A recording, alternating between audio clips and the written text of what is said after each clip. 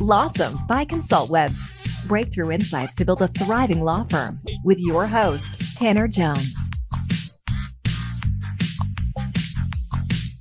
Hey everyone, today on our show, we have Daniel J. Siegel, attorney and technology expert. Two skills that are not so common in the legal profession. For over 30 years, Dan has represented clients in workers' compensation, personal injury, and Social Security disability claims.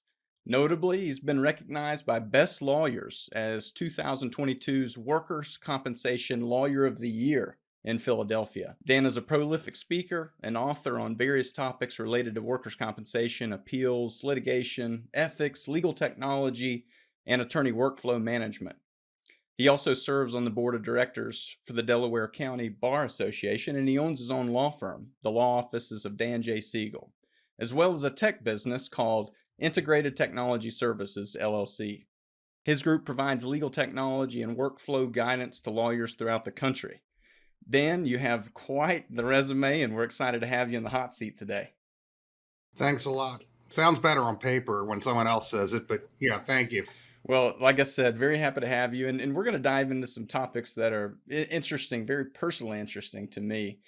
You know, we've talked enough about the pandemic really over the last couple of years, but it's obviously forced a lot of change. It's forced a mind shift.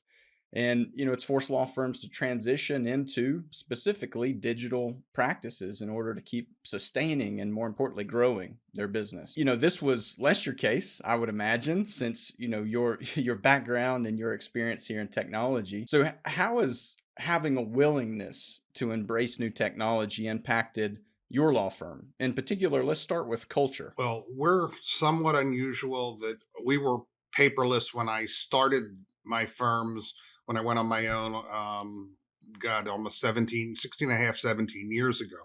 And I haven't had paper files other than, a couple documents you have to maintain. But it's still important because it helps in what we do and in recruitment. So that I have I work with an associate and a paralegal, and the associate, part of the reason she came was she knew about my technology and wanted a place that had the technology, and where she was didn't. So that gave me a leg up on a firm that paid more. Granted, it was in the city and I'm in the suburbs, but the technology here will match anywheres, and it allows us to get more done. I love that. I actually hadn't considered that piece in terms of, you know, from a recruitment standpoint. We are in the resignation age. It seems like there are a lot of law firms struggling with just recruitment. So that's an interesting piece. Anything else on the culture side that you've experienced in that? Yeah, it's when the pandemic hit, I can still remember that afternoon because the associate, she was working from home already that day, and she works both. But my paralegal and I, we looked at each other and went, "Well, we'll probably be home for a couple of weeks. No big deal. We've got the infrastructure. We'll talk to you on Monday." Little did we know what would happen, but it didn't require us, like most firms, to have to change everything and scramble. And many are still scrambling. And there's still a lot of lawyers who's, they don't want to acknowledge, that they're in the 20th century, let alone the 21st. So, our culture here is we have the technology and we're willing to try the new things. If it doesn't work, fine. If it does, then we've learned something and we move on. But none of us is afraid of it. What about those new things? You know, can you speak to any specifically around, you know, practical processes or procedures that you've tested out or implemented during the pandemic that have proven successful for your practice? Well, a lot of it is, and a theme of what I try to talk to people about is you already have it and you don't even know it. And so in our office, we had, for example, Microsoft Teams, but we hadn't really had the big need to use it, and we could have a call or something, but it wasn't a big deal. Well, as we went remote, well, we were video. with that instantly. We didn't go by Zoom or anything else. And we started using more of what's built into Office to improve some of our workflow, what's built into that whole suite of products. We used case or matter management software. We tweaked a little bit of that as well to adapt to working remotely, although it wasn't a big deal. But we did that. We've tried a bunch of different products that supposedly can help us. Some do a little. But what we really learned was, even as much as we thought we knew, we didn't know half as much as we needed to. Yeah, fairly recently, to pivot slightly on you, you published an article called Retaining the Best of Our COVID Technology Focused Existence Will Be a Challenge. There's a lot there. I know from the article, there's a lot of insights with respect to just, being able to handle a situation like this and beyond. But could you shed light on the 3-step approach that you mentioned in terms of widespread adoption to technology for firms? The article itself was focused on the fact that so many firms, and you hear it no matter what they want to say, is they want to move backwards. They want to go back to the way things were. And really, that doesn't help. Most people don't want to go back. You mentioned earlier, the resignation world. You're going to lose people in that world. We have firms. I'm essentially in Philadelphia, who have announced, well, no, everyone's going to just work in person the way we used to. And while there's times you need that, I think that approach isn't necessarily prudent. But it's the need to, assess your needs, plan, and then move forward in doing all that. But I'm really concerned that a lot of lawyers and firms, when assuming this ever ends, are going to want to go back and just do things the old way. And they weren't so hot that way. I mean, there's been, improvements. We don't have to go to court for everything. There's certain things you need to be in person or are better in person, but routine procedural things, and a lot of those didn't need to be. And I hope the judges don't want to regress as well. They should appreciate that you don't have to have the lawyers there with so much wasted time to and from. Yeah, and I would agree, and I do think I've heard it time and time again from some of our clients as well as other lawyers throughout the country on, I just want it to get back to normal and, find the way we ran the practice before. But you're right. It's those that want to get back, they're ultimately looking in the rearview mirror. So, you have unique experience in actually running a practice for so many years, as well as running a tech business. What do you see based on your experiences as some of the potential consequences law firm owners are going to face if they fail to keep looking ahead? Well, obviously, we've already talked about loss of some of your quality candidates, especially, and it's not always this way, but younger lawyers tend to be a little more tech savvy. Although I've seen, across the board, age doesn't matter. I'm a lot older than I look, and I'm far from afraid of technology. But I think you're going to have just the need to recognize that ethically you need to be what I call digitized. People hear paperless office and get nervous, but it's a digitized office. Everything's scanned. People need access.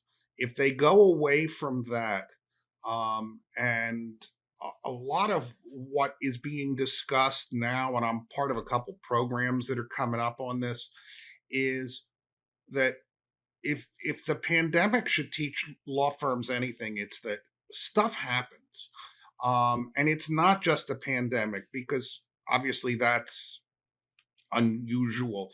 But in Philadelphia, we had a situation where there was massive flooding from storms. No one could get into the city. The main road into the city, which is partly below ground, was filled with water. People had boats and were diving into it. So that law firms need to recognize that there are lots of ways your staff either can't or may not be able to get in there over periods of time. And that if you're not ready for it, those people aren't going to want to stay. And that ethically, to represent a client, you have to have access to all their information. And if you're not going to be able to see it all electronically, then you don't have access. And to me, not only aren't you competent in the technology sense that's been put into the rules, but you're not a competent lawyer, because how can I represent a client if I can only see 3/4 of the information I need? Our firm never skipped a beat. And we were lucky because a lot of what we do is done remotely, but we didn't have a problem, except the first day I had to work on something. The first day, that Monday after we were put out, was something that I had handwritten notes on my desk. And my routine is when I'm done them, I'll scan them. And that way they're in the system and I can always see them. Then I went home, not thinking, okay, what am I going to need to do Monday morning? That. Well, fortunately, my office is less than a mile from home. But if my office were in a place where I couldn't go, suddenly I couldn't handle that client's matter. That's the problem. There's no question. I think anyone who takes time just to kind of rationalize what it is we're talking about, it makes sense. Efficiency's great. As a business owner, efficiency's great. Culture's great. Being able to pivot, that's great. But at the end of the day, there are still these potentially limiting beliefs that are preventing lawyers from being able to take that next step and truly adopt digital technology for the better of their clients, for the better of their operations. Now, given your experience in working on the tech side and maybe coaching and consulting, and probably acknowledging some of those limiting beliefs and others, have you seen someone take action or overcome that? And can you share that with our listeners? Like what is it that you've seen helped those individuals overcome some of those limiting beliefs? The challenge is always, you always have the people who love the technology, but the challenge is sort of the culture. And what we have always tried to do, is to get individuals, because yeah, they may not be as geeky as I am, and I don't know how a computer works, but I can make the stuff in it, the software, hum. And some people have, less of an aptitude for that. But it's when they get what we've always called here the aha moment. Oh, wow, this is how it helps me. And when they see that, and it could be, something in a mundane process where you prevent deadlines from being missed because you have the right technology, or it could be adding new software, or it could just be getting trained better. That makes an enormous difference. And finding individuals' aha moments can be tough. You're going to get a few who never get it, but more and more they see it. So that, a close friend of mine, and he has some of the same management software we do, but he doesn't require a staff to input it. Well, he needed to come up with a list of every case that was before a particular judge. Cyber software we have. If I need to get that list, it's type in part of the judge's name, click a button, and it's exported into a spreadsheet, and I'm done. His office didn't do that. He was always afraid.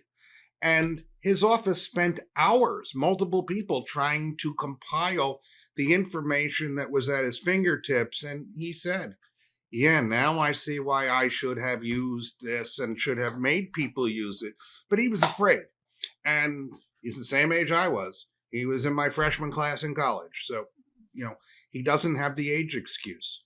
But he didn't. And the loss of productivity, because what I can do in a mouse click, he needed multiple staffers, and he still doesn't know if it's accurate. That's not good. But he realized that was his aha moment. I have to change, because we shouldn't be doing it this way when it's so inefficient.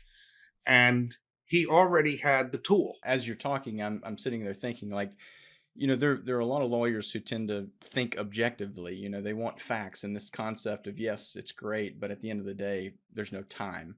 And that's often just an excuse if we truly acknowledge that. But at the end of the day, the big thing here is look back through your weekly schedule. Simply just taking it back to elementary level and looking back through that weekly schedule. Where are the repetition items? And if you're spending a minute here, every hour, or even a few minutes here every day, and that's something that ultimately can be automated, that's a tremendous challenge to ask yourself, because saving a few minutes here and there, as you well know, saves hours, if not days and weeks throughout the course of a year. And when you start to calculate that based on how much your time is worth, how much you charge clients per hour, that's a substantial fee that you are earning yourself by thinking that way. So I share that to encourage listeners that there are practical steps in finding that, and your story is a perfect example of just that. Well, what you just said, it could have been, it sounded like it was almost a promo for me, because my most popular program that I've taught now forever is called How to Do 90 Minutes of Work in 60. And it's part of a book that I wrote called How to Do More in Less Time, or co-authored. And we're now in the second edition. That's what I'm going to be doing this weekend. But the book is premised exactly on what you said, because if you can automate a process and you save 10 seconds and you do that process 6 times a day, you are saving 250 minutes a year in time just on that process. So you're saving 4 hours just because you've made it a little more efficient. And while some things are less, some are more, that's time that's not, even though you may get paid and bill, that's not productive time if you can save it. So your point is perfect, because that is where automation makes things easier. Every time my paralegal and I find some feature in a particular software program that makes things faster, we're like little kids. Wow, look at this. But we know it gives us time to do other stuff. And for me, as a small firm, that means more time to sort of market and do the things to bring in business that keep me going. Because when you're 3 people, we need the business. And so every free minute that I get is generally marketing time. That's it. Yeah. I mean, for everything you're accepting as a lawyer day to day, you are turning something else down. And it gets serious when you start to think that way, but it ultimately it forces you into thinking into technology and automation, which I believe is that's what every business owner should be considering. Let's stay on that path. I mean, you've talked about your experience and some of these things that you're working on workshops wise. A lot of lawyers, when it comes to technology, they think software, yet another software, yet another app for that. There are seemingly endless options for CRMs, intake management platforms, case management platforms, communication software. It seems endless. And so for a lawyer who's asking this question generally, what if there's any single piece of software that I need to be implementing into my law firm universally for every law firm? Is there a software out there that serves a strong purpose like that? Yeah, well, I look at it twofold. First is you still got to look at the hardware. If you're not updating your hardware, we replace all the computers in our office every 4 to 5 years. We buy the best we can afford, and then once they are no longer supported in warranty, we go off them. But the quest for me and for our office and for the people I've worked with, we really find that there are sort of 4 products that every office needs and that we use constantly. If you were to look at my desktop right now, you'd see that. One is Outlook, one is Word, which are all part of Office 365, and now it's Teams, as well as case or matter management software of some kind. And different offices need different solutions in that. Some are more flexible and that manage your documents as well. And then we literally couldn't survive without Adobe Acrobat.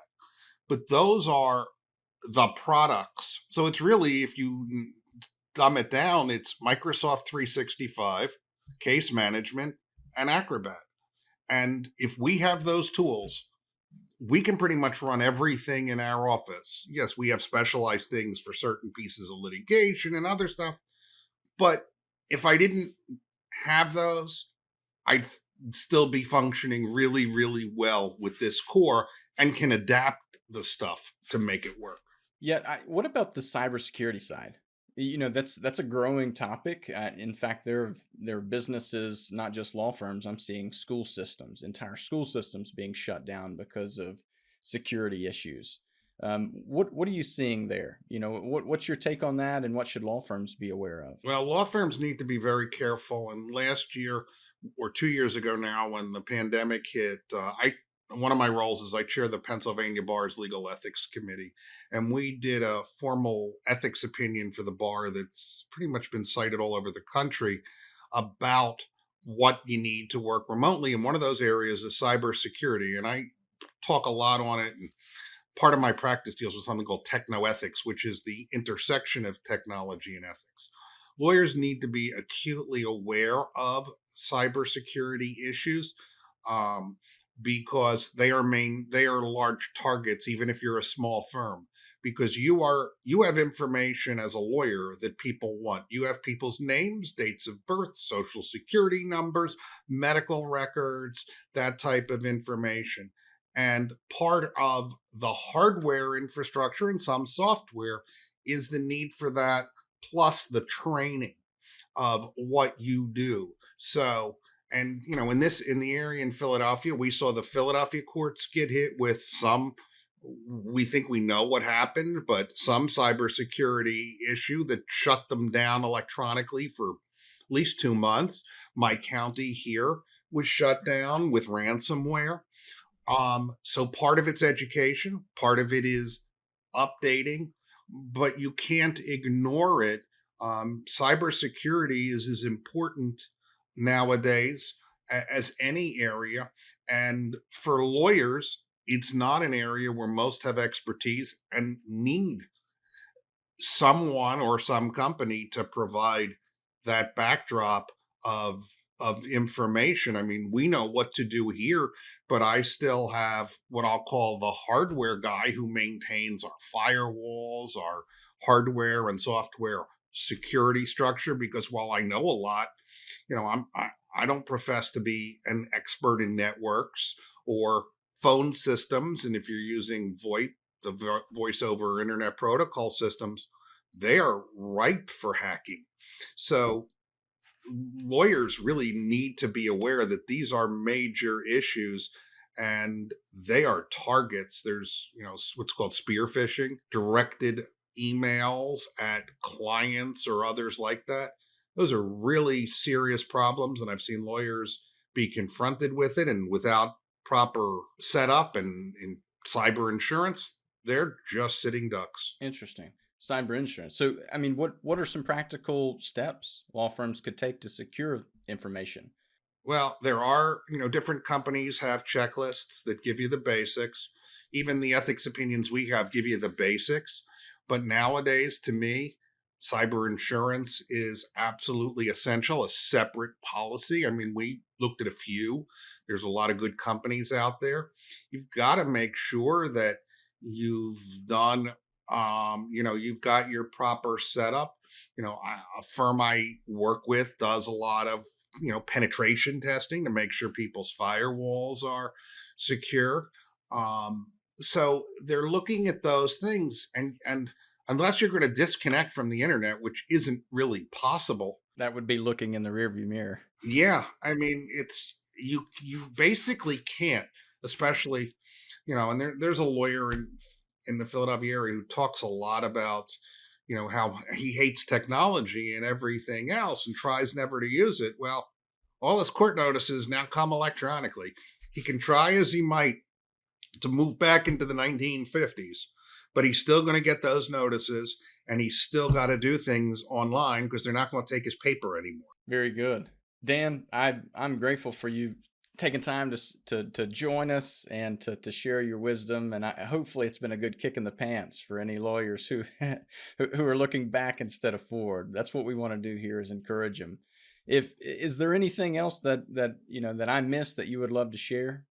No, but what you just said brings up a point. And when I talk and do programs and things, one of the things that I try to let lawyers know is, yes, this can be scary, this can be different, but at the same point, that doesn't mean it's impossible, doesn't mean you can't do it. It means you have to learn something new. And law isn't the same as it was when I was in law school. It wasn't the same as it was when someone graduated 20 years ago. You don't want to go to a doctor who won't do, MRIs because, well, they weren't around when I was in med school, or neither was that procedure. Lawyers aren't really any different in that sense. So, yes, it can be scary. Yes, it can be different. But, where would you be without your smartphone? Things change. You need to adapt. It doesn't mean you become the expert. If you don't know how to use stuff, get help. But you can do it. Thank you, Dan. How can our listeners contact you? They can reach me. My website is my name, Daniel, Daniel, middle initial J, Siegel, SIEGEL.com. And I'm available. Email is dan@danieljsiegel.com. That's the easiest way to get me. Thank you. Thank you, Dan.